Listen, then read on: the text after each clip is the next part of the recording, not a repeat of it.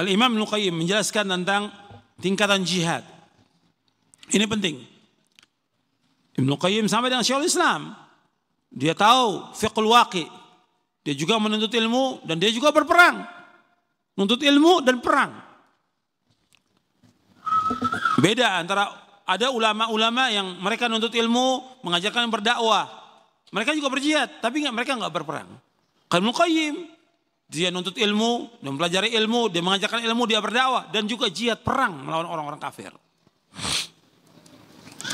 Ibnu Qayyim menjelaskan di dalam kitabnya Zadul Ma'ad fi Hadi Khairul Ibad, kata beliau begini, bahwa jihad itu memiliki 4 tingkatan. Yang pertama jihadun nafas, yang kedua jihadus syaitan, yang ketiga jihadul kuffar wal munafiqin, yang keempat jihad al-babil zulm wal bid'ah wal munkarat. Ini perhatikan, ini penting ini. Yang pertama jihadun nafas, jihad melawan hawa nafsu. Ini jihad ini melawan hawa nafsu ada 4 tingkatan. Yang pertama jihadun nafas, ini ada 4 tingkatan. Jihadun nafas, jihadus syaitan, jihadul kuffar munafikin, jihad al-babil zulm. Yang pertama jihadun nafas ada 4 tingkatan. Yang pertama kata beliau melawan hawa nafsu untuk menuntut ilmu syar'i. Melawan hawa nafsu kita untuk menuntut ilmu. Sebab kalau dilihat banyak orang yang menuntut ilmu, nggak belajar, nggak sungguh-sungguh dalam talabul ilmi. Nuntut ilmu wajib. Dan antum sudah hafal hadisnya, talabul ilmi faridatun ala kulli muslimin. Nuntut ilmu wajib atas setiap muslim. Kalau disebutkan muslim termasuk muslimah. Ini wajib. Ini harus kita belajar melawan nafsu. Betapa banyak orang-orang yang sudah diberitahu untuk menuntut ilmu, nggak nuntut ilmu dia. Yang lain dia tuntut ilmu-ilmu yang sifatnya kifayah, tapi nuntut ilmu syar'i nggak pernah dia. Ini wajib. Setiap muslim dan muslimah wajib nuntut ilmu, wajib. Dan kita harus luangkan waktu untuk nuntut ilmu. Dan ingat, setan itu berusaha menghalangi manusia untuk nuntut ilmu. Kata Imam Ibnu Jauzi dalam kitabnya Sayyidul Khatir, beda. Ibnu Qayyim al-Jauziyah dengan Ibnu Jauzi beda. Beda 2 abad. 200 tahun bedanya. Ibnu Jauzi abad ke-5, Ibnu Qayyim abad ke-7. Kata Ibnu Jauzi dalam kitabnya Sayyidul Khatir, yang pertama kali setan berusaha bagaimana menghalangi manusia dari nuntut ilmu. Dihalangi berbagai cara. Pokoknya kalau udah waktunya nuntut ilmu, jadwal nuntut ilmu, ada aja alasan. Anak sakit, istri sakit, ada undangan, ada walimah, waktunya lembur, jalan-jalan, waktunya olahraga, segala macam alasan, 1000 alasan udah. Supaya apa? Supaya nggak nuntut ilmu. Ini setan ini yang goda. Sebab kata Ibnu Jauzi, kalau orang sudah dihalangi oleh setan nuntut ilmu, maka dia akan terus dalam kejelekan, dalam kejahatan, dalam kerusakan, dalam keburukan. Dia akan berbuat apa saja kalau orang nggak berilmu itu. Makanya kita pertama kali perhatikan ini, ilmu wajib, dan ini jalan menuju surga.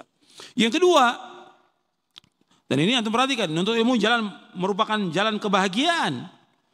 Kebahagiaan yang hakiki Ibnu Qayyim dengan kita nuntut ilmu. Bahagia yang hakiki.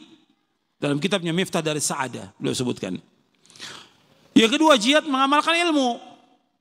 Mengamalkan ilmu juga perlu perjuangan. Antum beramal, mengamalkan sunnah ini, ada sebagian mudah. Tapi ada sebagian orang yang baru tahu Islam ini, dia mengamalkan sunnah luar biasa beratnya. Dicaci maki oleh keluarganya, dicela oleh keluarganya, diusir oleh keluarganya. Kemudian dicaci maki oleh masyarakatnya. Ada sebagian orang dapat hidayah gampang dan mudah, melaksanakan pun mudah. Tapi ada orang yang luar biasa berjuang untuk mengamalkan sunnah, berat bagi dia. Seperti umumnya sholat berjamaah, berat bagi dia. Memelihara jenggot, berat bagi dia, bagi orang-orang yang baru tahu tentang apa memelihara jenggot ini. Nggak boleh dicukur, hukumnya haram dalam Islam. Berat bagi dia, tapi harus dilaksanakan oleh dia. Harus dilaksanakan. Itu dicela oleh keluarganya, dicela oleh temannya, dicela. Perjuangan, ini perlu jihad untuk mengamalkan sunnah ini. Perlu jihad. Dan kita harus bandingkan, lihat orang berbuat maksiat mereka nggak takut, kenapa kita takut mengamalkan sunnah? Orang berbuat maksiat di depan kita nggak takut mereka, nggak takut orang mencela. Tapi kenapa kita mengamalkan sunnah takut? Orang rambutnya gondrong, Nggak takut dicela. Kalau kita depan ini yang sesuai dengan sunnah, panjang, takut. Orang laki-laki pakai anting, nggak takut dicela. Antum lihat di mana? Di bis-bis ada di lampu merah. Pakai anting, minta-minta. Nggak malu dia. Sampai wajahnya dicet. Nggak malu dia. Kalau kita yang sesuai dengan sunnah, merah jenggot, takut, malu. Coba antum gambarkan, mereka maksiat kepada Allah nggak takut. Kalau kita melaksanakan sunnah takut, kenapa? Makanya iman, antum harus iman lebih dahulu. Al-iman billah wa rasulih, kata Rasulullah. Iman kepada Allah Rasulnya. Pertama kali iman pertama kali. Sebelum jihad, iman dulu, iman, kata Rasulullah. Yang mendorong kita melaksanakan semua syarat ini adalah iman dalam hati kita, iman kepada Allah. Kalau sudah iman, kita nggak peduli dengan semua orang. Jalankan yang hak ini. Orang mau celak atau tidak celak, jalan yang hak ini. Wala yakhafuna laumata laim. Nggak takut orang yang mencela. Iman, harus iman. Kalau nggak iman nanti timbulnya juga melaksanakan sunnah. Karena takut, karena riya, karena ujub, karena yang lain. Iman, dasarnya iman kepada Allah. Ini perhatikan, ini penting ini. Masalah yang seperti ini. Makanya yang kedua, amalkan. Perlu perjuangan amal ini. Yang ketiga, dakwah. Kalau kita sudah tahu, dakwah pertama kepada siapa? Istri dulu. Anak, sanak famili, baru orang lain. Kadang-kadang ada orang yang sibuk dengan orang lain, istri anaknya nggak diurus. Coba antum lihat ya. Ya, ada orang tua yang sering ke masjid. Antum bisa lihat, karena yang rajin ke masjid banyak orang-orang tua. Alhamdulillah sekarang dengan dakwah yang hak ini, banyak anak muda ke masjid. Ini barokahnya dakwah salaf. Dulu 20 tahun 30 tahun yang lalu, antum lihat masjid di Bandung ini atau di Jakarta tempat lain, sepi masjid. Yang hadir siapa? Orang-orang tua. Yang muda nggak ada. Tapi dengan dakwah salaf ini, dakwah yang hak ini, antum bisa lihat masjid ramai di mana-mana. Anak-anak muda ramai dengan berkat dakwah ini, dakwah yang hak. Allah tunjuki manusia di atas jalan yang hak ini. Manfaat dari dakwah salaf ini, orang berangkat ke masjid. Tapi antum perhatikan juga, ada orang, saya ingin ngambil contoh, artinya orang-orang tua ini kadang-kadang dia menyalahkan tetangganya nggak sholat berjamaah di masjid, nggak datang ke masjid. Tapi dia sendiri kalau kita lihat, anaknya nggak ke masjid, cucunya nggak ke masjid, anak perempuannya nggak pakai jilbab. Artinya dia nggak berusaha untuk mendakwakan siapa? Keluarganya. Yang penting siapa? Ya ayyuhalladzina amanu qu anfusakum wa ahlikum nara. Wahai orang beriman, jaga diri kamu dan keluarga kamu. Jaga diri kamu dan keluarga. Dakwakan keluarga dulu, bukan orang lain yang diurus. Nabi SAW ketika berdakwah, Allah menyuruh apa? Wa anzir ashiratakal aqrabin. Ancamlah keluarga kamu yang terdekat. Ancam keluarga dulu, dakwah. Dakwah termasuk jihad. Kemudian yang keempat, kata Ibnu Qayyim, sabar. Sabar. Harus sabar dalam dakwah ini. Gangguannya, orang cela, orang caci maki, diusir. Kita mau dakwah di masjid nggak boleh. Nggak boleh kita berdakwah di masjid. Masjid Allah untuk sujud nggak boleh. Kalau kamu ikut organisasi saya boleh. Nggak boleh. Dan itu saya alami dan teman-teman dai juga dialami seperti itu. Nggak boleh. Kita masuk masjid. Kita masuk dakwah. Mau dakwakan yang hak, mau dakwakan sunnah nggak boleh. Dilarang. Nggak boleh. Tapi harus sabar. Antum ingat hadis Nabi SAW dalam Sahih Bukhari dan juga dalam Sahih Muslim. Di Sahih Bukhari hadis yang ketiga. Ketika Waraqah bin Naufal, antum lihat Waraqah bin Naufal. Dia mengatakan, apa yang kamu dapat ini, wahyu ini, seperti yang didapati oleh Nabi Musa dan Nabi Isa alaihi wassalam. Kalau kamu mendapatkan ini, aku akan beriman. Maka Waraqah beriman. Tapi kemudian meninggal dunia.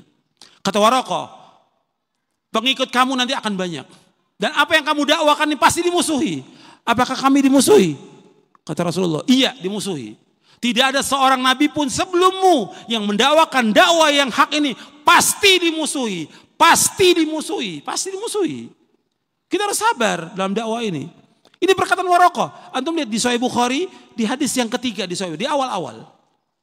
Enggak ada seorang pun yang datang seperti yang kau bawa pasti dimusuhi. Makanya harus sabar kita dalam dakwah ini. Dimusuhi oleh orang banyak. Dimusuhi dakwah yang hak ini. Kita sabar. Ini berdu pada perjuangan jihad. Dan kita kadang-kadang sempit dada kita. Banyak kita memuji Allah, banyak menyanjung Allah. Laksanakan ibadah kepada Allah. Kemudian kata Ibnu Qayyim, Kalau orang melaksanakan 4 tingkatan ini, dia termasuk orang-orang yang Rabbani. Dan para salafus saleh sepakat bahwa seorang tidak disebut sebagai seorang yang Rabbani sampai ia dapat mengetahui kebenaran, mengamalkannya, mengajarkannya. Oleh karena itu orang yang berilmu, yang mengamalkan, mengajarkan, maka ia disanjung di sisi malaikat. Yang kedua, jihad melawan syaitan. Yang 2 tingkatan. Jihad membentengi diri dari syubhat yang merusak iman. Yang kedua, jihad membentengi dari serangan syahwat. Ini juga perlu jihad ini. Karena setiap hari hati manusia didatangi oleh syubhat dan syahwat.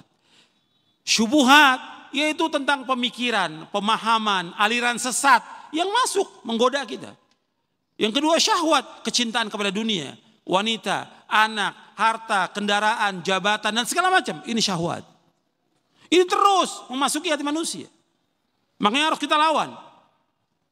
Banyak orang-orang yang kena, bukan hanya penuntut ilmu, dai-dai kena fitnah syahwat dan syubhat ini. Hatta syekh bisa kena, syekh. Hatta ulama bisa kena. Bukan mustahil. Syubhat dan syahwat. Makanya perlu perjuangan dan mohon kepada Allah agar kita diberikan kekuatan untuk melawannya. Kemudian yang ketiga, jihad kuffar dan munafikin. Jihad melawan orang kafir dan orang-orang munafik. Yang tadi sudah saya jelaskan. Ya, dengan hati, dengan lisan, dengan harta dan dengan jiwa. Tapi untuk orang munafikin, jihadnya dengan apa? Dengan hujjah dan bayan. Kemudian yang keempat, jihad melawan arbabuz zulm wal bid'ah wal munkarat. Jihad melawan tokoh-tokoh yang zalim, pelaku bid'ah dan kemungkaran. Ini dengan tangan. Apabila sanggup, tidak sanggup dengan lisan, enggak sanggup dengan hati. Ini jihad.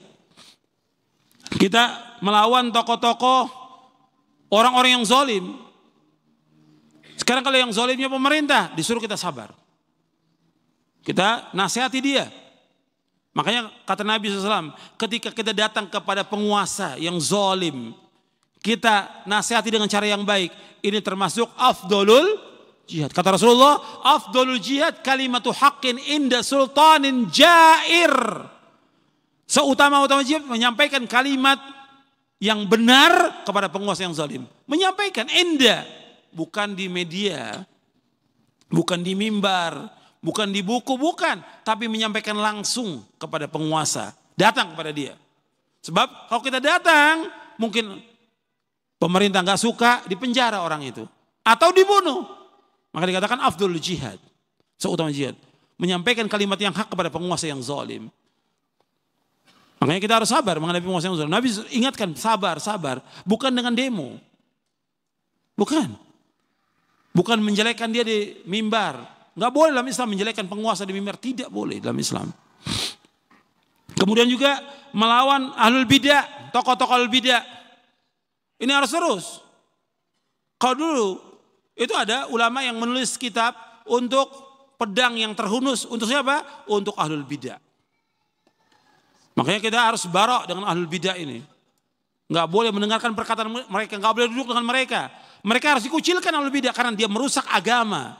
Pokok agama ini Islam dirusak oleh ahlul bidah.